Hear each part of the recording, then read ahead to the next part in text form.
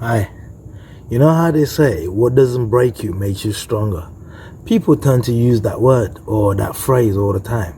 And you don't really know what it is that has been made of them, if you understand what I mean by that. Because they say something has broken them, because they say, what doesn't break you? So something has broken them. But they say, don't worry about it though. What doesn't break you makes you. And then you see them, deteriorating from that moment. When it is true, what doesn't break you makes you. So get this. When it makes you, it should make you a different person in every way. Do you see what I mean? Anger. People do not realize when you're angry and sometimes you're so mad, you're tense. Do you know how much power rushes through your body when you're tense? Do you see what I mean? People do not know how to use energy. So today, I'm going to use power and energy at the same time. But I'm going to use anger energy to display how you can, listen, every time you're angry, if you could go to a corner and do this, you'll be fine. And what you realize from doing it will help you deal with the issue that made you angry. Let's go.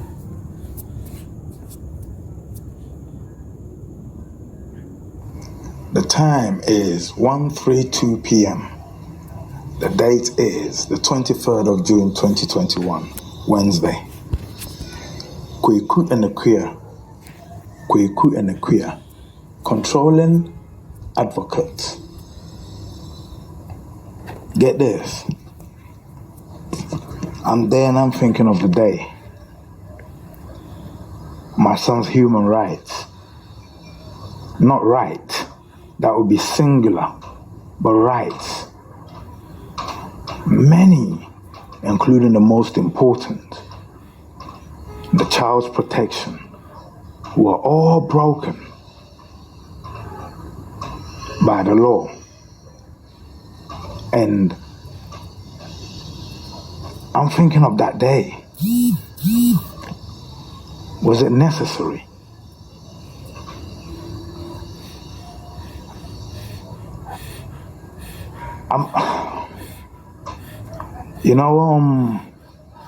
There are things in life that a child should not be exposed to, especially by a guardian, and especially by the male, because we're masculine. We shouldn't display violence. We shouldn't display violence, and we shouldn't display distraughtness, and we shouldn't break down at the same time in front of our children if there's no need, especially at the age of 3. And there are special laws within each country's codes to protect a child from even the parents' outburst of violence. A child is protected from not viewing violent content. Because why? Children are like sponges. They soak in what they see. A child is, protected from seeing sexual content from a very young age. Not in Ghana though. In Ghana during the afternoon, you'll find them showing movies where they're going in on normal TV. I don't get it.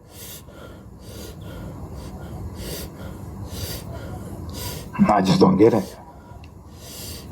Even though it says 18. Yeah, even though the original makers have put 18 there. How's a child? You see what I mean? But anyway. Get this. The law, it protects children. It sanctions to protect children. It's set up to protect children. Child rights, this, that.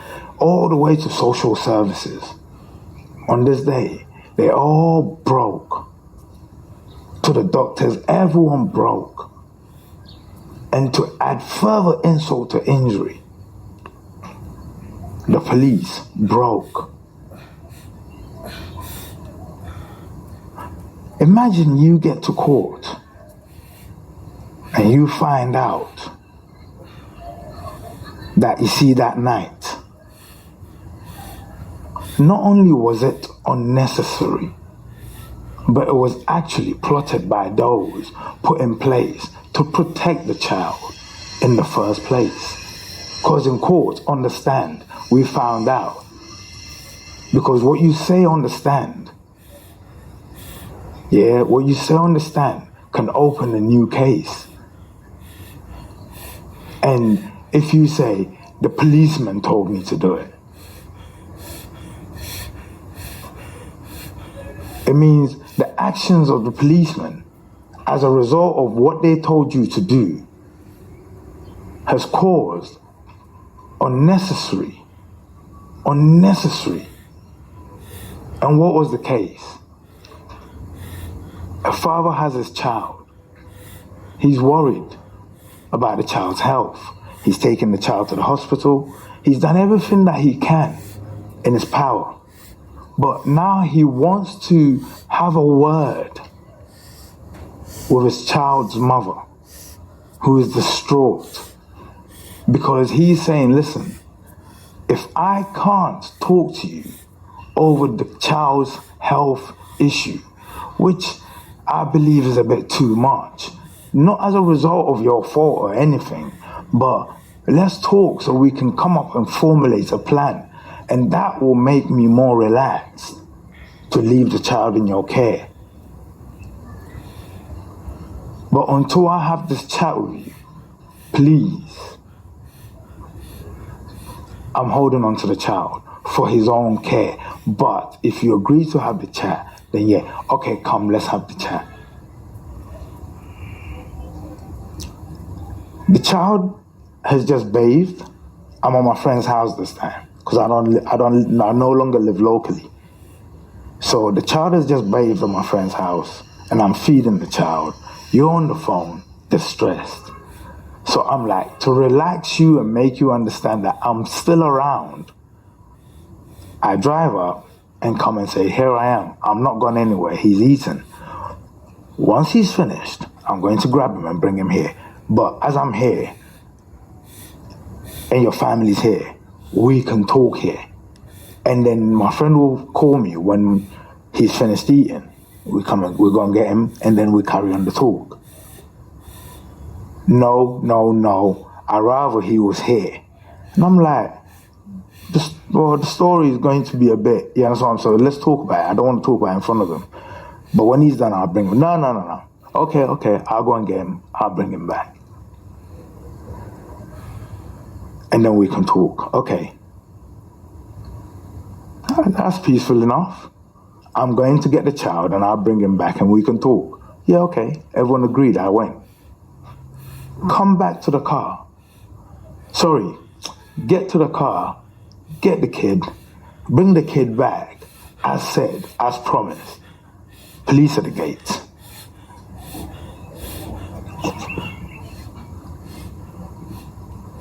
We turn the corner, see the police. My son's like, Daddy, police?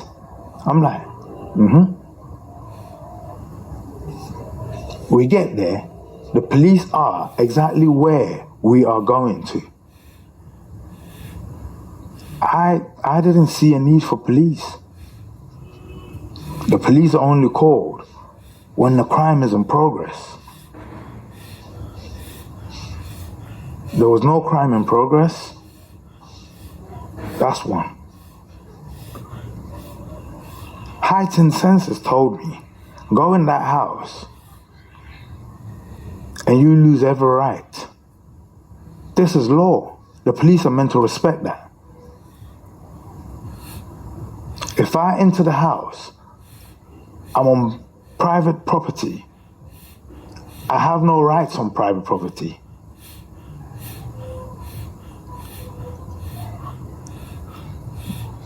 And the police can then forcefully take my son out of my hands because I'm committing a crime.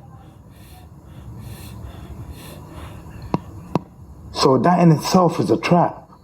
The police are here, come in and we all talk. But I have no conversation with the police.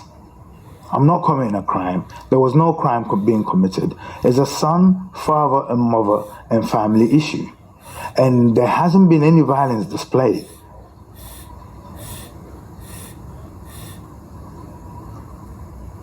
So I told the policewoman, I'm no longer going in the house, because once I go in, I have no rights. But I'm still willing to go to a park. You guys can stand as witnesses. We can have this discussion and then give her the kid. But I need to have the discussion because it's important to my child's health. They go back in the house. They tell her that. She says no, because she just wants the kid back. Understand, she says. That's when the policeman turned around and told her that if they do not have a reason, listen, you're making suggestions, you're implanting into a head. This is a grieving mother. This is a mother who's angry, who's not understanding reason. And you, as a policeman, you're meant to listen and look at the law in between the lines and say, calm down. He doesn't want to go with your baby. This, that, and that. He just wants to talk. So peacefully, let's go and talk to him. And then he'll give you your baby. And you see what I mean? And we're there as well. No, instead, they told her, he's going to take your kid to Africa. And the only way is, if we have a reason to arrest him, then yeah, you can have your kid back. So the grieving mother turns around and says, he threatened to kill me. He threatened to kill me and my family. So, now there's been a crime committed. So they came in the car, strapped me in violently, pulled my collar violently, pulled me out of the car violently, all in front of my son, in the seat in front, next to me. Shouting, me not understanding what's going on, resisting because I'm defending myself.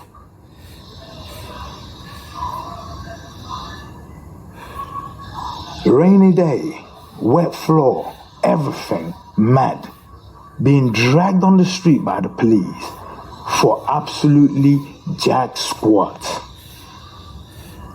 Finally brought down onto my knees and handcuffed behind my back and given the opportunity to say bye to my grieving son, who's not crying for his mother at this time because he's been with his dad all day.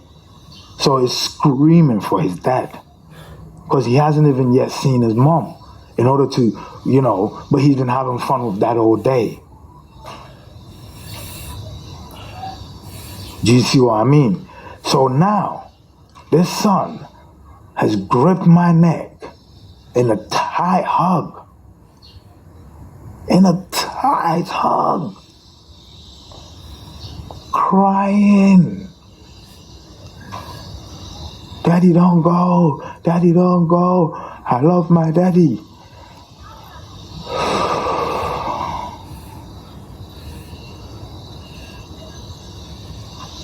The policewoman literally had to pick him up and drag him from my neck.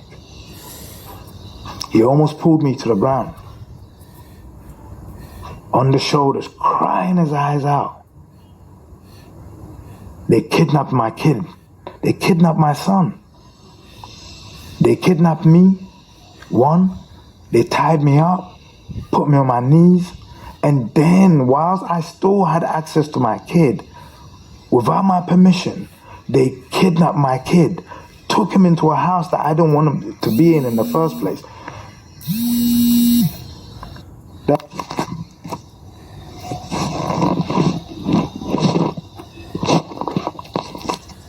Where was I? My dad called.